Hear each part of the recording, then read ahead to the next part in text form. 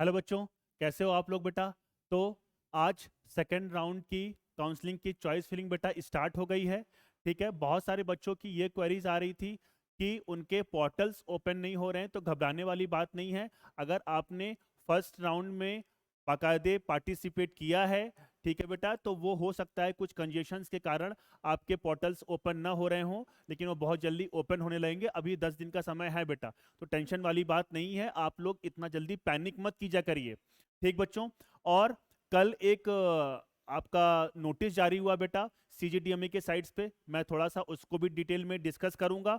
और साथ ही साथ जो कुछ न्यूज़पेपर्स में बेटा जो सीट का जो मैट्रिक्स निकला था, मैं उसको भी डिस्कस करूंगा। लेकिन उसको डिस्कस करने से पहले मैं आपको एक बात यहाँ पर बता देता हूँ कि वो जो डाटा है बेटा वो ऑथेंटिक डाटा है कि नहीं, इसके बारे में मुझे जानकारी नहीं है। जो न्यूज़पेपर्स के जरिए जो जो मुझे पता चला है उसको मैं यहाँ पर आपसे साझा कर लेता हूँ। और याद रखिएगा, ना तो उस डाटा की ऑथेंटिसिटी के लिए बेटा मुझे नहीं पता है, और दूसरी बात यह है कि वो कितनी कैटेगरीज में कौन सी सीट्स अवेलेबल हैं उसके बारे में भी मुझे जानकारी नहीं है। अगर सीजीडीएमई के साइट पर सीट मैट्रिक्स अलॉट मतलब निकलती है बेटा, तो डेफिनेट सी बात है मैं आपको इस चैनल के माध्यम से आकर मैं आपको जरूर बताऊंगा, और क्या क्या हम लोग आगे कर सकते हैं उसके बारे में भी मैं पूरी जानकारी आपको साझा करता रहूंगा। ठीक बच्चों, चलिए तो हम लोग सेकेंड राउंड की अगर हम लोग बेटा काउंसलिंग के बारे में बात करने से पहले अगर हम लोग थोड़ा सा बात करते हैं कि कौन से कॉलेज में कितनी सीट वैकेंट रह गई हैं। अगर हम रायपुर मेडिकल कॉलेज के बारे में बात करते हैं बेटा, तो 184 सीट्स अवेलेबल थी, जिसमें से 158 बच्चों ने एडमिशन ले लिया है। अगर हम सिम्स की बात कर रहे हैं तो 120 में से 115 सीट्स में एडमिशन ले लिया गया है। अगर हम जगदलपुर की बात कर रहे हैं तो 100 में से 98 बच्चों ने एडमिशन ले लिया है। नांदगांव की अगर हम लोग बात कर रहे हैं तो 101 में से 99 बच्चों ने एडमिशन ले लिया है बेटा। अगर हम लोग रायगढ़ की बात कर रहे हैं तो 79 सीट्स में से 78 बच्चों ने एडमिशन ले लिया है। अगर हम अंबिकापुर की बात कर रहे हैं तो 101 में से 96 बच्चों ने एडमिशन ले लिया है। अगर हम चंदूलाल चंद्राकर मेडिकल कॉलेज की बात करते हैं बेटा, तो उसमें 158 में से 150 बच्चों ने एडमिशन ले लिया है। कोरबा की अगर हम बात कर रहे हैं बेटा, तो 101 में से 99 बच्चों ने एडमिशन ले लिया है। अगर हम कांकेर की बात कर रहे हैं बच्चों, तो 101 में से 98 बच्चों ने एडमिशन ले लिया है। अगर हम महासा मेडिकल कॉलेज की बात कर रहे हैं तो 101 में से 97 बच्चों ने एडमिशन ले लिया है। अगर हम पूरे सीट्स को काउंट करते हैं तो 58 सीट्स निकल के आती हैं जो कि सेकंड राउंड के लिए अवेलेबल हैं। लेकिन मुझे लगता है कि इससे ज्यादा ही सीट्स बेटा सेकंड राउंड में अवेलेबल होंगी, डेफिनेट सी बात है। मैंने यहां पर प्राइवेट मेडिकल कॉलेज के सीट्स को अभी डिस्कस नहीं किया है, क्योंकि उसकी ऑथेंटिसिटी पे मुझे और भी ज्यादा शक है। ठीक है बच्चों, क्योंकि वो पता नहीं चल पाता है। ठीक है, तो अगर नो डाउट अबाउट इट कि अगर सीजीडीएमए की साइड पे वो आता है, तो डेफिनेट सी बात है बेटा बेटा मैं आपको जरूर उस चीज को एक्सप्लेन करूंगा। ठीक बच्चों, चलिए अब जो कल बेटा आपको डाटा जो नोटिस आया है उस पर हम लोग चर्चा कर लेते हैं। ठीक बच्चों, चलिए तो हम डायरेक्टली बेटा ऊपर बहुत सा नोटिस है उसको मैं डिस्कस न करके डायरेक्टली सेकंड राउंड पे डिस्कस कर लेता हूं। ठीक है, यहां पर क्या लिखा हुआ है कि second round for candidate not allotted और allotted but not admitted in the first round filled fresh choices. ठीक है, ये तो थोड़ा सा, हाँ ये यहाँ सॉरी, है ना, ठीक है, वो सेकंड वाला था बेटा। ठीक है, for candidates admitted in the first round and have field fresh choices for upgradation. ठीक है, मतलब उनके लिए है जिन्होंने पहले राउंड में एडमिशन ले लिया है और वो नई चॉइस फिल कर रहे हैं, नई चॉइस फिल कर रहे हैं कॉलेज के अपग्रेडेशन के लिए। पहले मैं उनके बारे में बात करूंगा। ठीक है, अब मान लीजिए कि सेकंड राउंड में उन्होंने चॉइस फिलिंग किया और उनको कोई भी कॉलेज अलॉट नहीं होता है।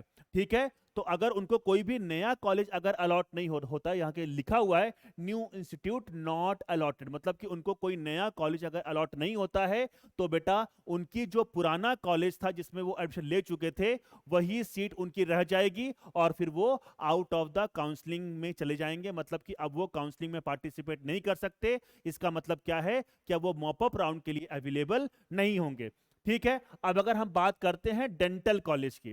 ठीक है, डेंटल कॉलेज में अगर आपको सीट अलॉट हुई थी, ठीक है, और आपने एडमिशन ले लिया है, ठीक है, डेफिनेट सी बात है ले तो लिया ही होगा बेटा। ठीक है, और अगर अगर मान लीजिए नहीं भी लिया बेटा, तब भी आप मॉपअप राउंड के लिए अवेलेबल रहेंगे, मॉपअप राउंड के लिए अवेलेबल रहेंगे। लेकिन एक चीज ध्यान रखिएगा कि अब आपको वापस से वो डेंटल कॉलेज अलॉट नहीं हो सकता। ठीक है बच्चों, चलिए अब हम बात करते हैं, अगर आपको नया इंस्टीट्यूट मिल गया, अगर आपको नया इंस्टीट्यूट मिल गया गवर्नमेंट या प्राइवेट डेंटल कॉलेज की अगर हम बात कर रहे हैं, यहां पर मैं डेंटल कॉलेज की बात कर रहा हूं बेटा, तो आपको स्कूटनी कंपलसरी है। इसका सुनिए बात ध्यान से, यहां पर बेटा स्कूटनी वापस से आपको को करानी पड़ेगी। स्कूटनी आपने पहले भले ही करा लिया है, लेकिन अगर आपको वापस से कॉलेज अलॉट होता है तो आपको स्कूटनी कराना वापस से कंपलसरी होगा। अगर आप स्कूटनी में फिट होते हैं तो एडमिशन आप ले लीजिए गवर्नमेंट या प्राइवेट डेंटल कॉलेज में, ठीक है। अगर आप ले भी सकते हो नहीं भी ले सकते हैं, ठीक है, तब भी आप मॉपअप राउंड के लिए अवेलेबल रहेंगे। लेकिन याद रखिएगा आप एमबीबीएस मेडिकल कॉलेज की सीट के लिए अवेलेबल रहेंगे। अगर आपने अगर वो वाली सीट छोड़ दी है तो अब आपको वो वाली सीट दोबारा अलॉट नहीं होगी, ठीक है। अब अगर हम बात करते हैं मेडिकल प्राइवेट की, मतलब मेडिकल कॉलेज प्राइवेट की बात कर रहे हैं, उनको भी स्कूटनी कराना कंपलसरी होगा।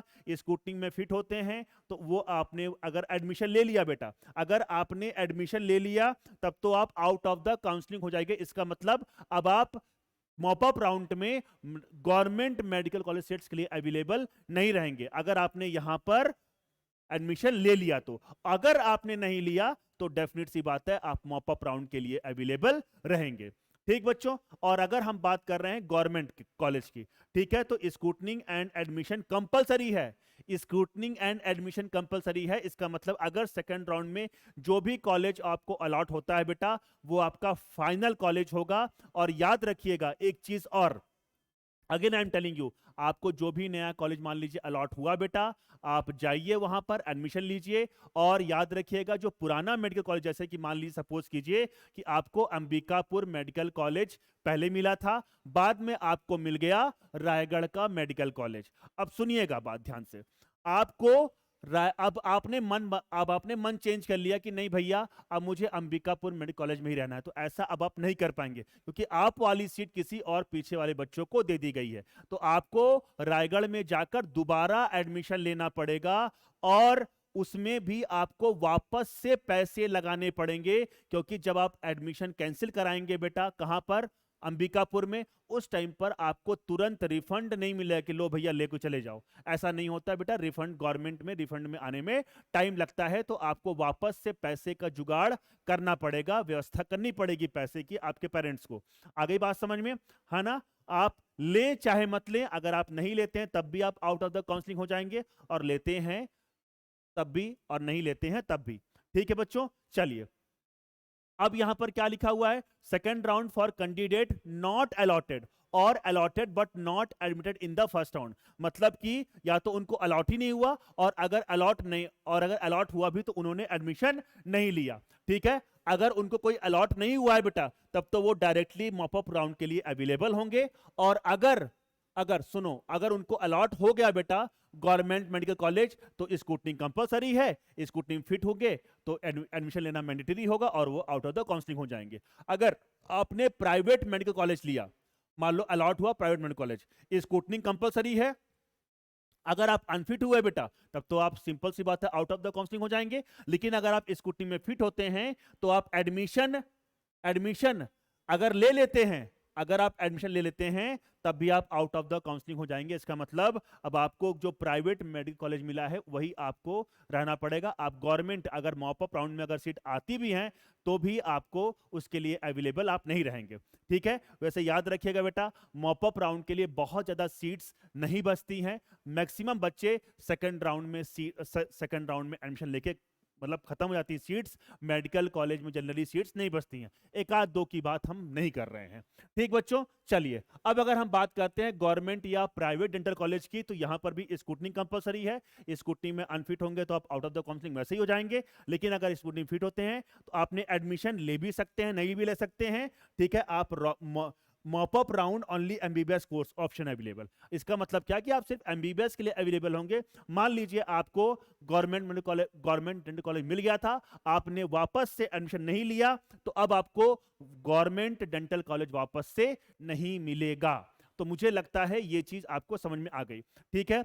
अब एक दो चीज और सुनिए, मान लीजिए आपने कभी प्राइवेट डेंटल कॉलेज मान लीजिए आपने फर्स्ट राउंड में ले लिया है और आप चॉइस फिलिंग करते हैं, ठीक है। अब आप मान लीजिए आपको दोबारा भी किसी और प्राइवेट मेडिकल कॉलेज में सीट मिल गई, ठीक है। तो एक चीज याद रखिएगा कि आपको वापस से वहां पर ही पैसे का जुगाड़ करना पड़ेगा, क्योंकि वापस से बेटा वहां पर भी रिफंड मिलने में टाइम लगता है। तो मुझे आपका ये सजेशन रहेगा बेटा, मतलब मैं आपको दे रहा हूं कि सिंपल सी बात है कि आपको जो आपने प्राइवेट मेडिकल कॉलेज ले लिया है उसी पे अगर आपने एडमिशन ले लिया है तो वापस से आप चेंज कर जद्दोजहद मत कीजिए, क्योंकि उसमें वापस से आपका पैसा लगेगा और मतलब 20-22 लाख रुपए बेटा बहुत कम नहीं होता है। और दूसरी बात यह है कि अगर आप दूसरा कॉलेज लेते हैं तो आपको पैसा कट के मिलेगा और वो 1.5 से 2 लाख रुपए का अमाउंट होता है बेटा, जो कि बहुत बड़ा अमाउंट होता है, ठीक है। तो मुझे लगता है कि अगर आपने फर्स्ट राउंड में जो भी आपने प्राइवेट मेडिकल कॉलेज ले लिया है आप उसी में रहिए, ठीक है। वैसे भी बेटा सारे कॉलेजेस की यूनिवर्सिटी सेम ही है, तो बहुत ज्यादा बच्चे इधर उधर भागते हैं, सर अंबिकापुर की जगह रायगढ़ ले लें क्या, रायगढ़ की जगह महासमुंद ले लें क्या, महासमुंद की जगह कांकेर ले लें क्या, कांकेर, ठीक है।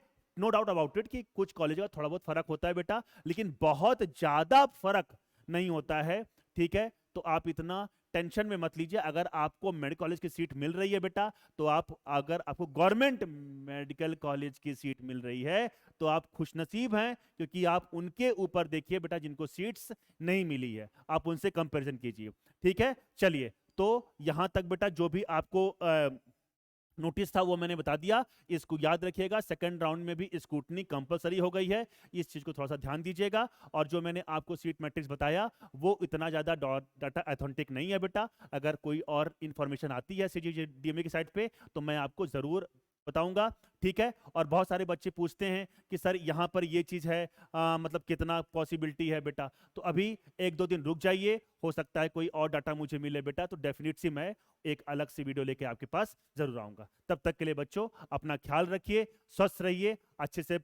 अगर आपको क्या कहते हैं, अगर आपने वापस से ड्रॉप का मन बना लिया है तो अच्छे से पढ़ाई करते रहिए बेटा। और भी कोई अगर क्वेरीज आती हैं तो आप डायरेक्ट DM कर सकते हैं, ठीक बच्चों। थैंक यू सो मच बेटा।